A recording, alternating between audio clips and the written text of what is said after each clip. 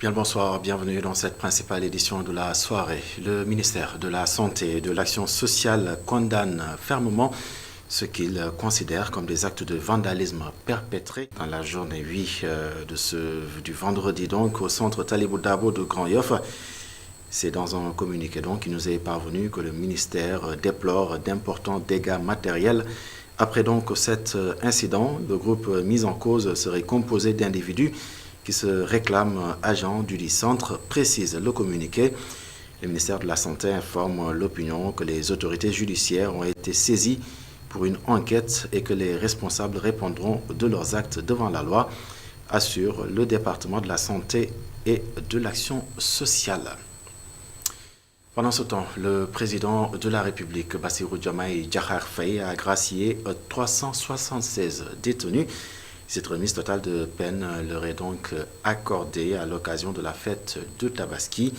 Une décision annoncée par décret, la première du genre d'ailleurs, depuis son accession à la magistrature suprême. Un décret dans lequel on peut lire le prénom des bénéficiaires et de ce qui leur est reproché par la justice.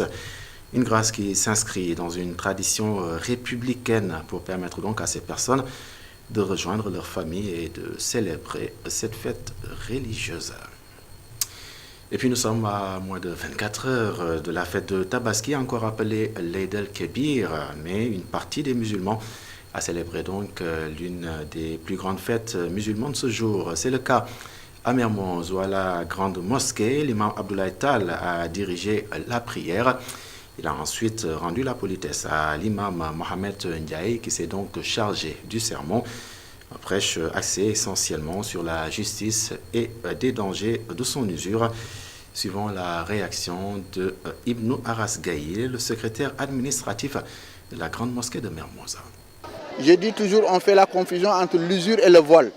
Le vol, c'est sur quoi on vous a fait confiance, vous avez détourné l'objet. Aujourd'hui, on vous donne un projet, on vous dit vous avez reçu un financement pour construire un bâtiment. L'argent du bâtiment, vous ne l'avez pas construit, ou vous l'avez construit de manière surfacturée. Ça, c'est du vol. Mais c'est différent de quelqu'un qui est détenteur d'argent, qui est financier, capitaliste, comme il y a un capital qui est l'argent, que quelqu'un vient voir, il lui dit je peux prendre de l'argent avec vous, vous lui dites je vous donne cet argent à la condition que vous prenez, vous y ajoutez une certaine somme. Cette somme-là que vous avez ajoutée, c'est cette somme-là que vous avez réclamé au départ, qui n'est pas une somme, l'argent qui n'a pas travaillé. C'est pourquoi là, on parle d'usure. Dans le quartier, quelqu'un vous confie, quelqu'un vient voir, il a un problème, vous lui prenez son or et vous lui demandez, vous mettez ça en garantie, le million, mais quand vous remboursez, vous allez rembourser 1 200 000. Les 200 000 que vous avez rajoutés, c'est ça qui est l'usure. Et c'est ça que la charia nous interdit. À l'instant, donc, le secrétaire administratif de la grande mosquée de Mermoz, ses propos recueillis par Augustin Mandan. Et puis la prière surrogatoire a eu lieu, la prière surrogatoire de la Tabaski donc a eu lieu également à Niaritali. Celle-ci donc était dirigée par l'imam Ousmane Sy. Il s'est surtout penché sur les dangers des jeux de hasard, suivant ces précisions interrogées par Modou Diouf Rinina.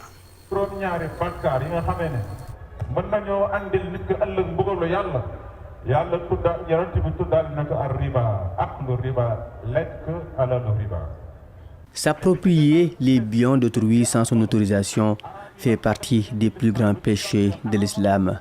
Encore pire, ceux qui s'approprient des biens des orphelins.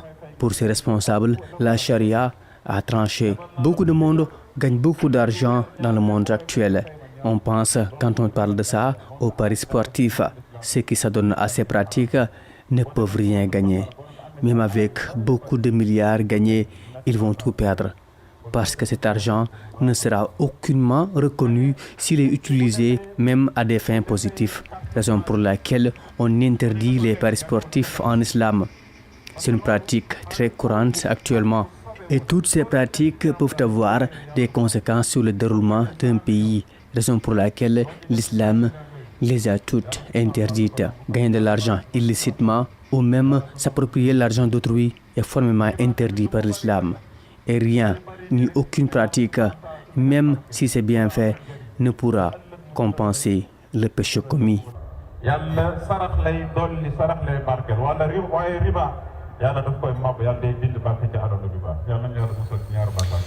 après moult mise en garde, le ministre des Infrastructures et des Transports a pris donc des mesures coercitives contre la hausse unilatérale des tarifs du transport à la veille de la fête de Tabaski, à la gare des Beaux-Maraîchers de Pikine.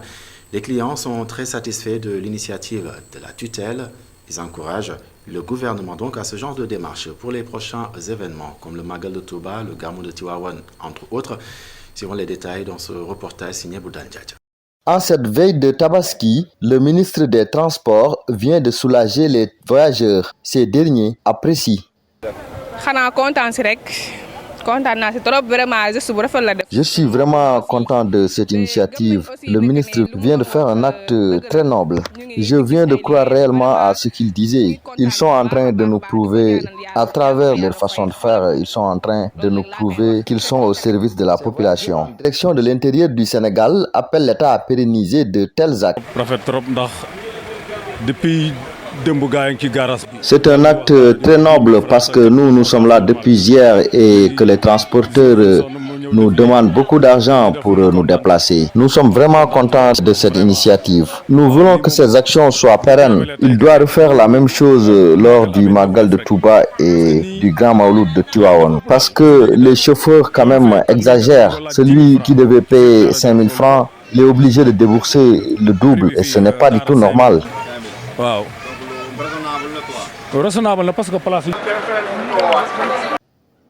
Les Sénégalais doivent aider l'État à résoudre leurs difficultés liées au transport. Pour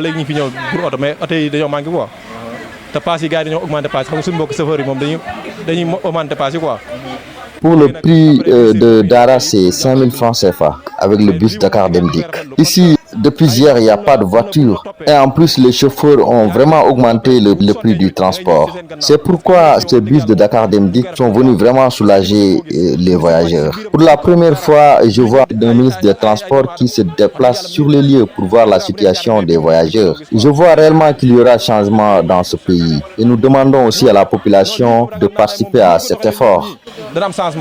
Parce que li mom xamna ñom taxaw nañ ci pour défar dëkk bi mais nak ñun ñoo la mëna jappalé pour ñu défar dëkk bi quoi parce que nak nit bu lay dimbalé da ngay dimbalé sa bop wa lool mom non la démé quoi. Pour cette fête de Tabaski 2024, les clients sont soulagés. Pour ces voyageurs, l'État vient de prouver que les problèmes liés au transport peuvent être résolus, mais avec l'appui de la population. Après le transport, nous parlons d'art culinaire, toujours dans le cadre de la fête de Tabaski. Il est noté donc une utilisation parfois inquiétante d'épices en jour de fête au Sénégal, bien sûr, malgré les recommandations allant donc dans le sens de l'utilisation d'ingrédients naturels. Les femmes au marché achètent des mélanges d'épices pouvant parfois entraîner des complications, notamment sur le plan sanitaire. Elles se sont justement prononcées sur le sujet avec Khadija Ndadiouf qui les a retrouvées au niveau de la Médina.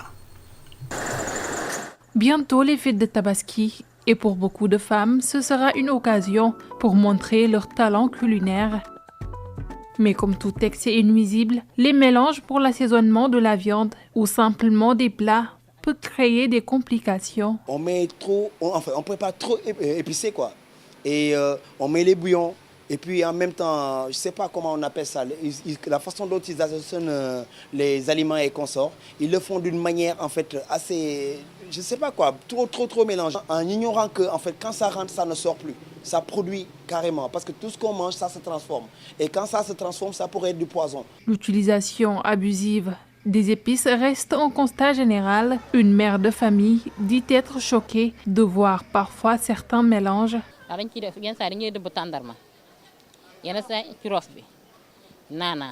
Parfois, tu vois une femme qui ajoute des dattes dans le mortier en guise d'assaisonnement, des feuilles de menthe. J'ai même vu une copine ajouter des raisins secs. Et tout le monde sait que ces produits ne sont pas destinés à ça. Cela n'amène que des complications.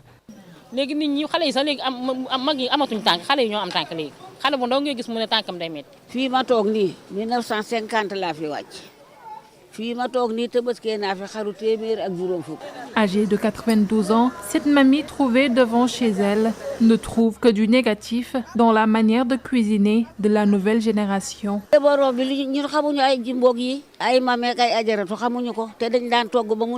Ces mélanges d'épices que vous faites à notre époque, nous ne les faisions pas. Nos cuisines étaient très naturelles et c'était même plus délicieux que la vôtre. Je ne sais pas d'où vous sortez vos mélanges, mais c'est très dangereux.